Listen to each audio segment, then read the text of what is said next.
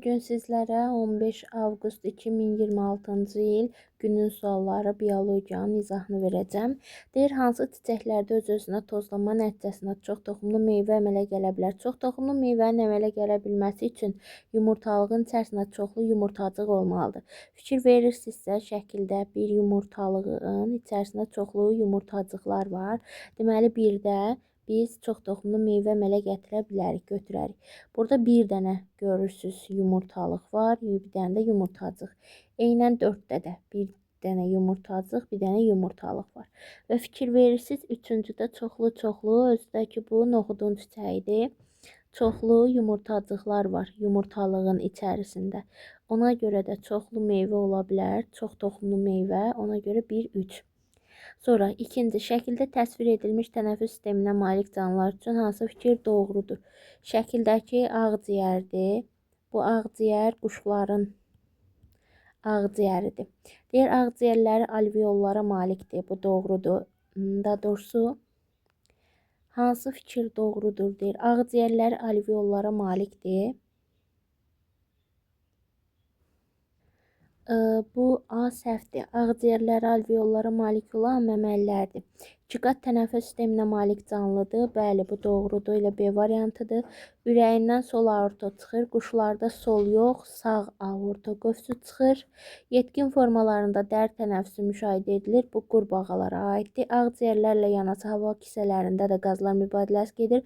Quşlarda yalnız ağciyərdə qazlar mübadiləsi gedir. Hava kisələrində qazlar mübadiləsi getmir.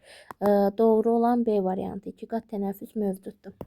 3 nömrəli. Şəkildə vegetativ çoxalmanın hansı üsuluna aid nümunə yoxdur? Bu tipli şəkil sualları bu il 2026-nın qəbuluna da düşdü.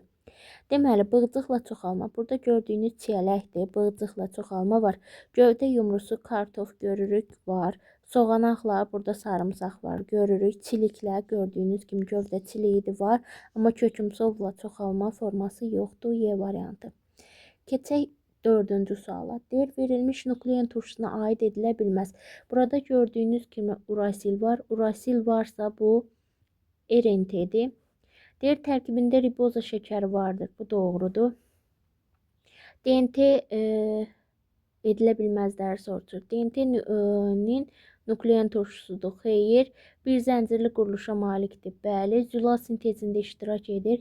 Ümumiyyətlə RNT və DNT zülal sintezində iştirak edir. Timin azotlu əsasına malikdir. Xeyr.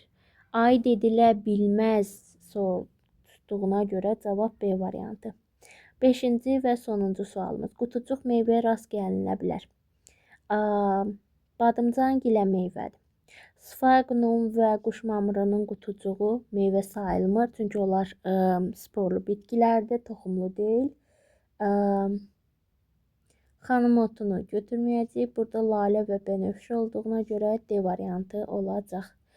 Burada gördüyünüz hər bir sual tipi qəbul imtahanında oxşar tipdə qarşınıza çıxa bilər.